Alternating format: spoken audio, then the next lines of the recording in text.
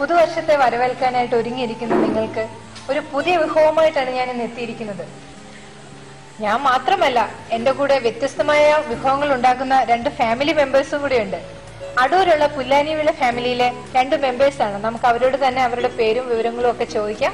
അവരെന്താ ഉണ്ടാക്കുന്നത് നമുക്ക് അവരോട് തന്നെ നേരിട്ട് ചോദിച്ച് മനസ്സിലാക്കാം. ചേട്ടന്റെ പേരെന്താ? ഉണ്ണി ജോർജ്. ഉണ്ണി ജോർജ് ചേട്ടനും ചേച്ചിയുടെ പേര് മോളി ജോർജ്. ഇവര് കസിൻസ് ആണ്. ചേട്ടന്റെ എന്റെ സിസ്റ്റർ, എന്റെ കസിൻ സിസ്റ്റർ ആണ് മോളി ചേച്ചി. അപ്പം സിസ്റ്ററും ബ്രദറും കൂടാണ് നമുക്ക് ഇന്ന് നല്ലൊരു ഡിഷുമായിട്ട് എത്തിയിരിക്കുന്നത്. ഇന്ന് ഉണ്ടാക്കാൻ പോകുന്ന ഡിഷിന്റെ പേരെന്താ ചേച്ചി? കക്ക റോസ്റ്റ്. അപ്പൊ കക്ക റോസ്റ്റ് ഒരു പുതിയ തരം കക്ക റോസ്റ്റ് ആണ് അല്ലെ? ഇതുവരെ ആരും ചെയ്തിട്ടില്ലാത്ത ഒരു പുതിയ തരം കക്ക റോസ്റ്റുമായിട്ടാണ് നമ്മുടെ മോളി ചേച്ചിയും ഉണ്ണിച്ചേട്ടനും എത്തിയിരിക്കുന്നത്. അപ്പൊ നമുക്ക് ഇതിനാവശ്യമായിട്ടുള്ള ഇൻഗ്രീഡിയൻസ് എന്തൊക്കെയാണെന്ന് പറയൂ. 500 ഗ്രാം, അര കിലോ കക്ക. 2 രീതിയിലുള്ള കക്ക നമുക്ക് കിട്ടും, മാർക്കറ്റിൽ കിട്ടും.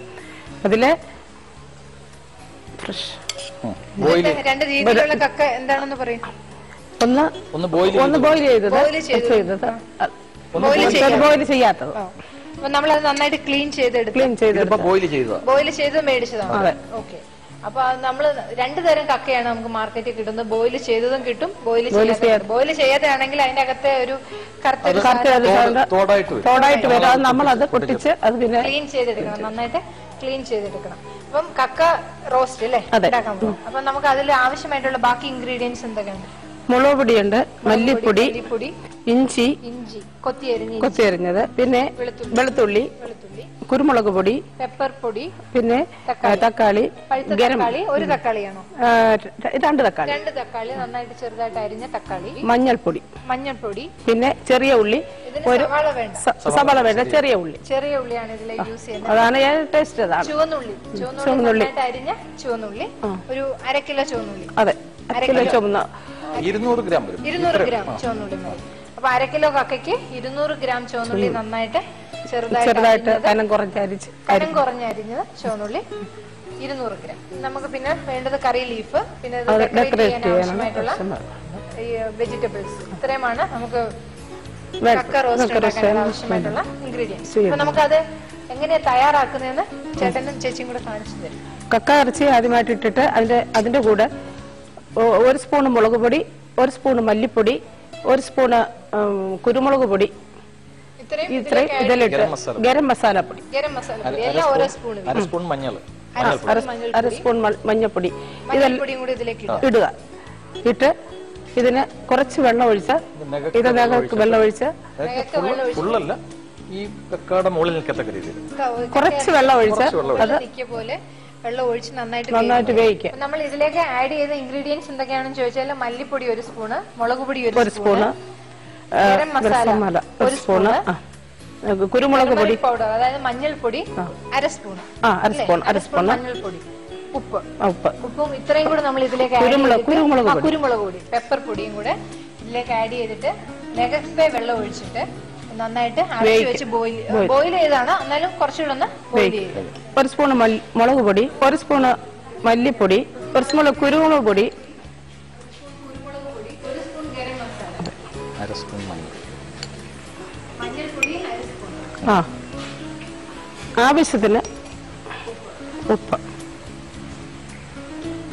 1/2 കിലോ കപ്പി ഉള്ളതുകൊണ്ട് ഈ ബോയിൽ ചെയ്ത് വെച്ചിരിക്കുന്നതുകൊണ്ട് അതിനകത്ത് ചിലപ്പോൾ ചെറുതായിട്ട് ഉപ്പ് അവരിട്ടിട്ടായിരിക്കും ബോയിൽ ചെയ്യുക.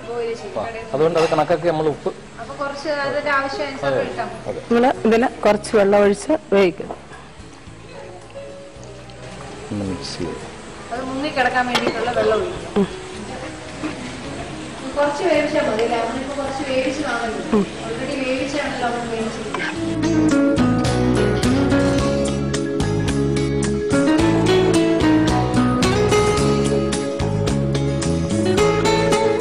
നമ്മുടെ കക്ക ഏകദേശം റെഡി ആയിട്ടുണ്ടെന്ന് നമുക്കൊന്നും റെഡി ആയിട്ടുണ്ട്. ആവിയൊക്കെ വരുന്നുണ്ട്, നല്ല മണവും വരുന്നുണ്ട്. അപ്പൊ അത് നമ്മളൊരു ബൗളിലേക്ക് മാറ്റുക. റെഡി ആയിട്ടുള്ള കക്ക നമ്മളൊരു ബൗളിലേക്ക് മാറ്റുക. ഗ്യാസ് ഓഫ് ചെയ്തേക്കെ അല്ലേ? അല്ല, ഇതിലോട്ട് നമ്മുടെ ഉള്ളി കക്ക നമ്മള് വേവിച്ചെടുത്ത കക്ക റെഡി ആയിട്ടുണ്ട്. അതിലേക്ക് ഉള്ളി വഴറ്റി എണ്ണ ഒഴിക്കണം. നമ്മൾ ആ പാനിൽ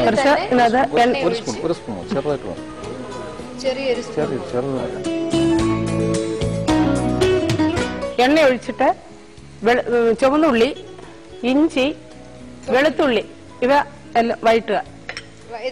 ഇതിലേക്കിട്ട് നന്നായിട്ട് വഴറ്റണം. ആദ്യം നമ്മൾ എണ്ണ ഒഴിച്ചു, പാൻ വെച്ച് ചൂടായി, എണ്ണ ഒഴിച്ചിട്ട് അതിലേക്ക് ഇഞ്ചി, വെളുത്തുള്ളി, ചെറിയ ഉള്ളി, ചുവന്നുള്ളി 200 ഗ്രാം ചുവന്നുള്ളി അരിഞ്ഞു വെച്ചത് അതും കൂടി ഇട്ട് നന്നായിട്ട് വഴറ്റും.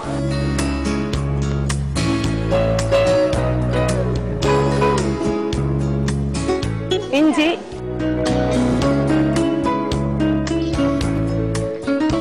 നന്നായിട്ട് വഴറ്റുക.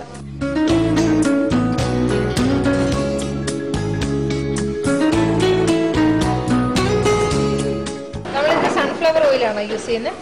അല്ല, ഇത് വെളിച്ചെണ്ണ. അതിപ്പം ഓരോരുത്തർക്ക് സൗകര്യാർത്ഥം അവരുടെ സൺഫ്ലവർ എണ്ണയൊന്നും അധികം കഴിച്ചുകൂടാത്ത സൺഫ്ലവർ ഓയിൽ ഒഴിക്കുകയാണെങ്കിൽ കുറച്ച് കൊളസ്ട്രോൾ ഒക്കെ കുറഞ്ഞിരിക്കും. വെളിച്ചെണ്ണ അധികം കഴിക്കാൻ പാടില്ലാത്തവർക്ക്.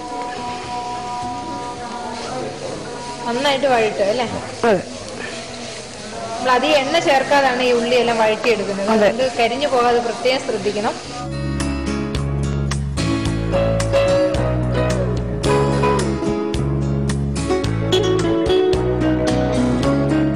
ഇനി ഇത് ഉള്ളിയൊക്കെ വഴണ്ടിട്ടുണ്ട്. ഇനി ഇതിന്റെ കൂടെ ടൊമാറ്റോ ഇടുക.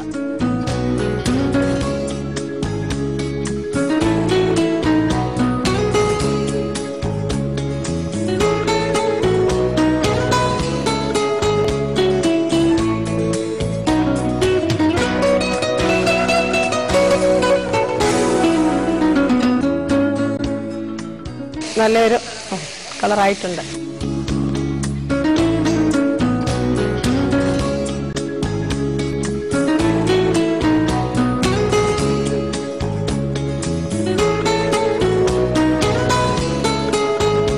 ഇവിടെ കക്ക റോസ്റ്റിനുള്ള ചുവന്നുള്ളിയൊക്കെ നന്നായിട്ട് വഴണ്ടിട്ടുണ്ട്. അതിലേക്ക് നമ്മള് ടൊമാറ്റോയും കൂടെ ആഡ് ചെയ്തു, അത് നന്നായിട്ട് വഴണ്ടിട്ടുണ്ട്.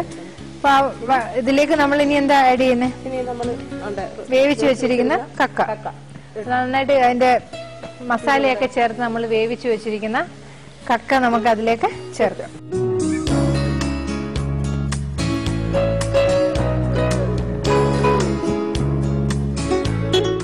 മസാലക്കൂട്ടൊക്കെ ഉള്ളിക്കകത്ത് കിടന്ന് വഴണ്ട് നല്ലൊരു മണമൊക്കെ വരുന്നുണ്ട്.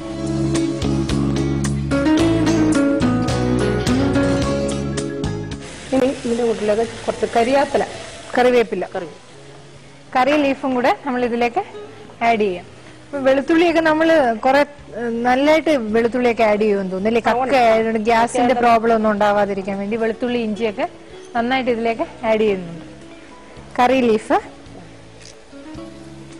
ഒരു 6-7 തണ്ട് കറി ലീഫ് ഇതിലേക്ക് ഇടുക.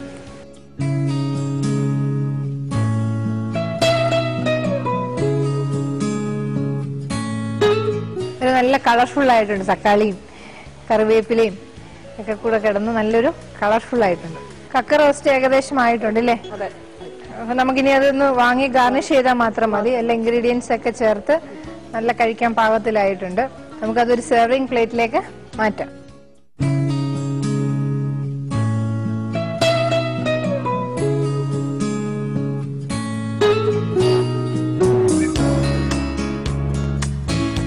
സ്വാദിഷ്ടമായ കക്ക റോസ്റ്റ് നമ്മുടെ ഉണ്ണിച്ചേട്ടന്റെ കസിനായ മോളി ചേച്ചിയും കൂടെ ചേർന്ന് നമുക്ക് വേണ്ടി തയ്യാറാക്കി കഴിഞ്ഞിട്ടുണ്ട്.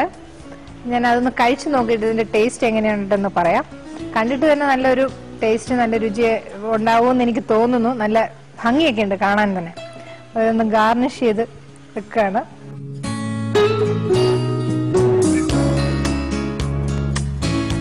അപ്പൊ നമ്മൾ നല്ലൊരു ഡിഷ് പരിചയപ്പെട്ട് കഴിഞ്ഞു. എല്ലാവരും ഇതെങ്ങനെയാണ് ഉണ്ടാക്കുന്നതെന്നൊക്കെ കണ്ടു കാണുമല്ലോ. വളരെ ഈസി ആയിട്ട് നമുക്ക് ഉണ്ടാക്കാവുന്ന ഒരു ഡിഷാണ്. പുതിയൊരു വർഷത്തെ വരവേൽക്കാൻ പുതിയ പ്രതീക്ഷകളുമായിട്ട് നമ്മൾ എല്ലാവരും കാത്തിരിക്കുകയാണ്. പ്രതീക്ഷകളുമായിട്ട് കാത്തിരിക്കുന്ന എല്ലാവർക്കും സമ്പൽ സമൃദ്ധിയുടെ നല്ലൊരു പുതിയ വർഷം ഞാൻ ആശംസിക്കുന്നു.